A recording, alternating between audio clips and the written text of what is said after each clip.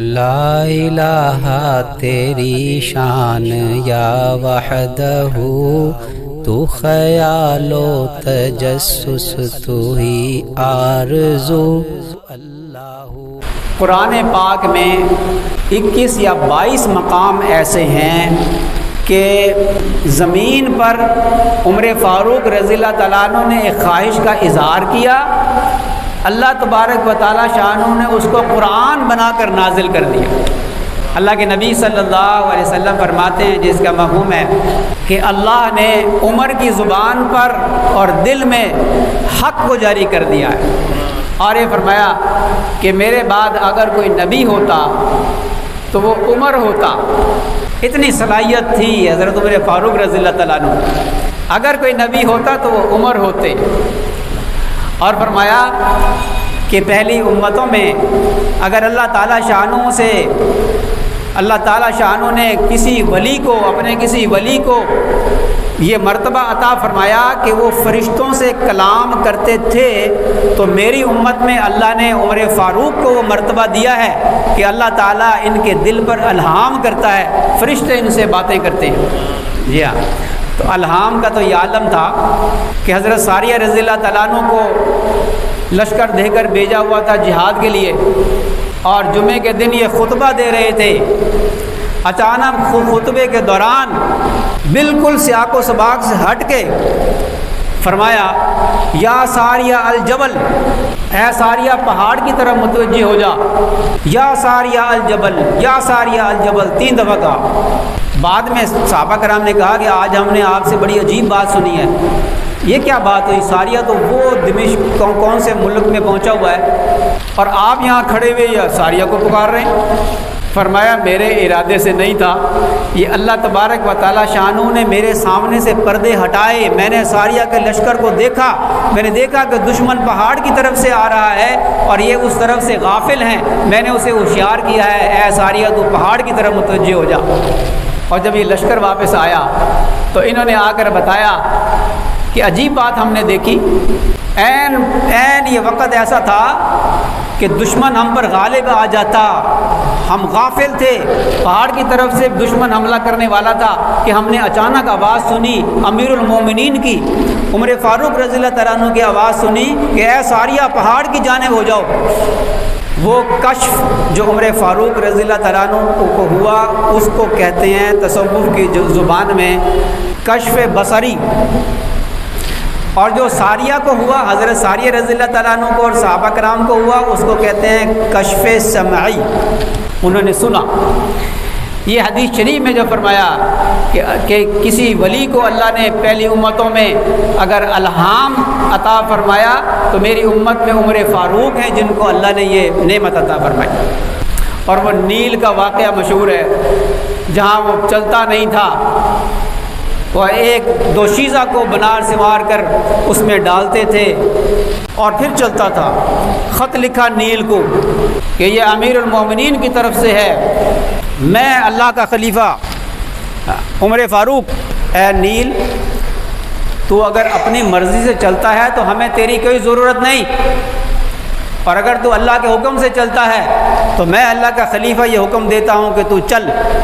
ایک خط بھیجا اپنے گورنر کو اور ایک خط بھیجا نیل کے نام، گورنر کو حکم دیا کہ یہ خط نیل میں ڈال دو، وہ خط نیل میں ڈالا گیا اور دریائے نیل اس دن کے بعد سے آج تک نہیں رکا۔ اللہ تبارک و تعالیٰ شانہ نے وہ مرتبہ عطا فرمایا تھا سیدنا عمر فاروق رضی اللہ تعالیٰ عنہ کو۔ اپنے دور خلافت میں بہت سارے کام ایسے کیے ہیں کہ جو آج تک وہ قوانین ہم مسلمان ملکوں میں، ہماری حکومتوں نے تو انگریز کے قانون کو اپنا لیا اور انگریز نے آج حضرت عمر رضی اللہ تعالیٰ عنہ کے قانون کو اپنا لیا، وہ دنیا میں ترقی کر گئے اور ہم غلام کے غلام ہی رہے۔ اللہ، ہمیں مسلمانوں کو مار دنیا میں اسی لیے پڑ رہی ہے، غلامی سے نہیں نکلے ہم۔ ہر بندہ اپنے گریبان میں جھانک کر دیکھ لے، میرے طور طریقے، میرا حلیہ، میرے انداز، میری شادی بیاہ، جو بھی زندگی میں جتنے بھی طریقے ہیں، آپ ذرا اس پہ نظر ڈال کر دیکھ لیجئے، ہم کس کو فالو کرتے ہیں؟ کیا اللہ کے نبی صلی اللہ علیہ وسلم اور صحابہ کرام کے طریقوں کو فالو کرتے ہیں، یا ہم نے انگریز سے آزادی کے نام پر ملک تو لے لیا، ملک آزاد ہوا ہے، ہم آزاد نہیں ہوئے۔ جن چیزوں کو آج ہم بالکل معمولی سمجھتے ہیں، صحابہ کرام اس کو بڑا مرتبہ دیتے تھے، بڑا درجہ دیتے تھے۔ صحابہ کرام فرماتے ہیں کہ تم لوگ جن گناہوں کو چھوٹا سمجھتے ہو نا، جن برائیوں کو چھوٹا سمجھتے ہو، ہم ان برائیوں کو اپنے زمانے میں ہلاک کر دینے والے گناہ سمجھتے تھے۔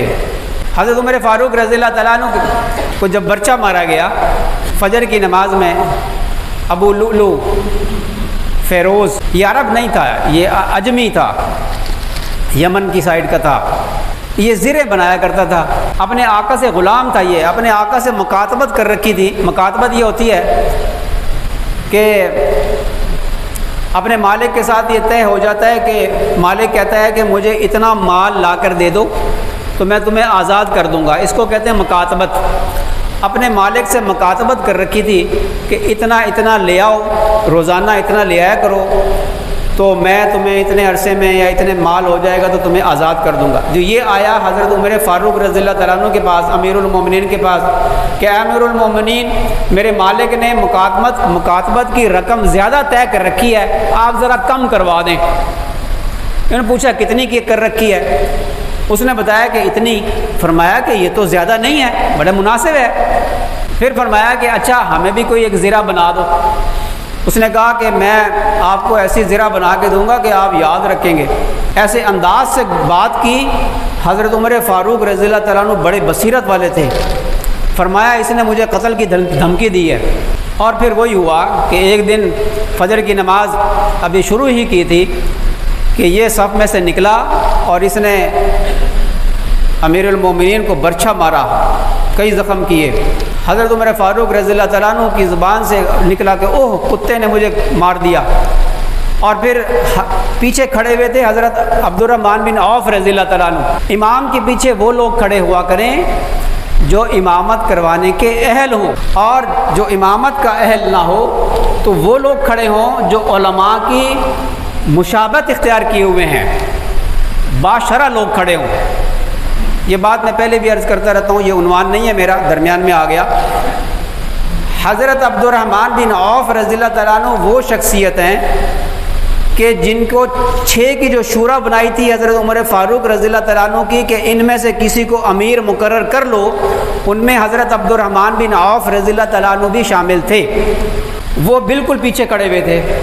امیر المومنین نے ان کا ہاتھ پکڑ کر مسلح پہ کر دیا اور خود گر گئے۔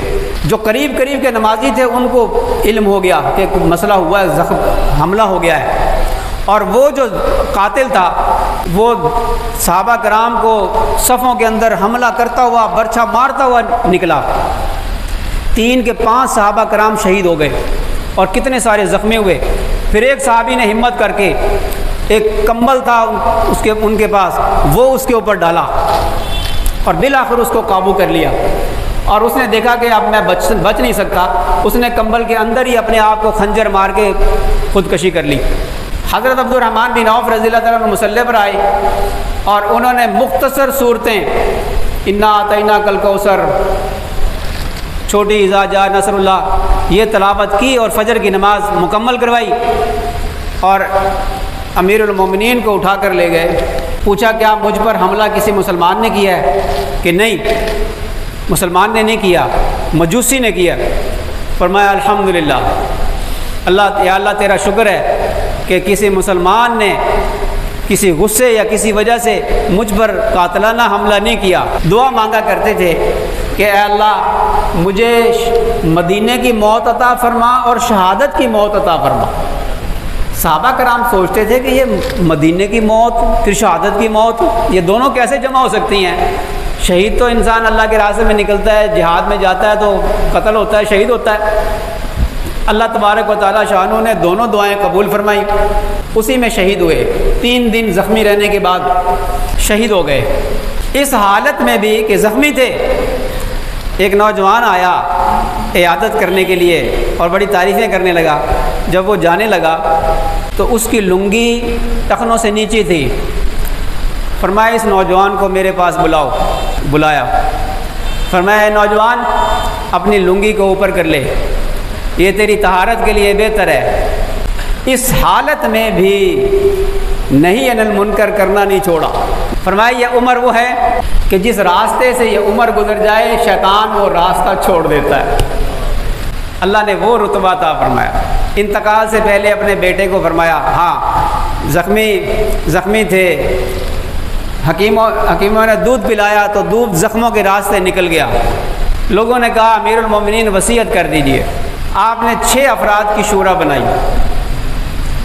حضرت عثمان غنی رضی اللہ تعالیٰ عنہ، علی بن طالب رضی اللہ تعالیٰ عنہ، طلحہ بن زبیر رضی اللہ تعالیٰ عنہ، اور حضرت عبد الرحمن بن عوف رضی اللہ تعالیٰ عنہ، اور عبداللہ بن عمر رضی اللہ تعالیٰ عنہ اپنا بیٹا. فرمایا کہ یہ شورا میں تو شامل ہے لیکن امیر المومنین اس کو نہیں بنانا. یہ وصیت کر دی، اس کی رائے کا تو احترام کیا جائے لیکن امیر المومنین اس کو نہیں بنانا. چنانچہ حضرت عثمان غنی رضی اللہ تعالیٰ عنہ پر متفق ہو گئے صحابہ کرام اور ان کو مقرر کر دیا گیا اور وصیت لکھوا دی، اور حضرت عثمان رضی اللہ تعالیٰ عنہ ہی سے لکھوائی. اپنے بیٹے کو فرمایا کہ میرا جی چاہتا ہے کہ میں اپنے 2 ساتھیوں کے ساتھ ہی دفن ہو جاؤں. اما عائشہ رضی اللہ تعالیٰ عنہ سے جا کر اجازت لے لو، اور یہ نہ کہنا کہ امیر المومنین نے بھیجا ہے بلکہ یہ کہنا کہ عمر بن خطاب نے بھیجا ہے. حضرت عائشہ رضی اللہ تعالیٰ عنہ کے پاس جب یہ خبر پہنچی تو آپ رو پڑی. فرمایا میں نے یہ جگہ اپنے لیے رکھی تھی لیکن آج میں یہ جگہ حضرت عمر فاروق رضی اللہ تعالیٰ عنہ کو اپنے پر ترجیح دیتی ہوں. ان کو کہہ دیجئے کہ آپ کو یہاں دفن کیا جائے گا، اجازت دیتی ہوں. پھر فرمایا کہ دیکھو شاید انہوں نے کوئی مجبور ہو کر کوئی اجازت دے دی ہو، جب میں مر جاؤں ایک مرتبہ پھر پوچھ لینا. پھر اجازت مانگی. اللہ. حضرت علی رضی اللہ تعالیٰ عنہ نے فرمایا کہ میں نے بارہا سنا نبی کریم صلی اللہ علیہ وسلم فرمایا کرتے تھے کہ میں ابو بکر اور عمر گئے، میں ابو بکر عمر آئے، میں ابو بکر عمر داخل ہوئے. نبی کریم صلی اللہ علیہ وسلم اکثر یہ جملے فرمایا کرتے تھے. اور یہ فرمایا کہ قیامت کے دن اس حال میں اٹھیں گے کہ نبی کریم صلی اللہ علیہ وسلم کا ہاتھ مبارک دایاں ہاتھ صدیق اکبر رضی اللہ عنہ کے کندھے پر ہوگا اور بایاں ہاتھ عمر فاروق رضی اللہ تعالیٰ عنہ کے کندھے پر ہوگا. یہ مرتبہ اللہ نے عطا فرمایا تھا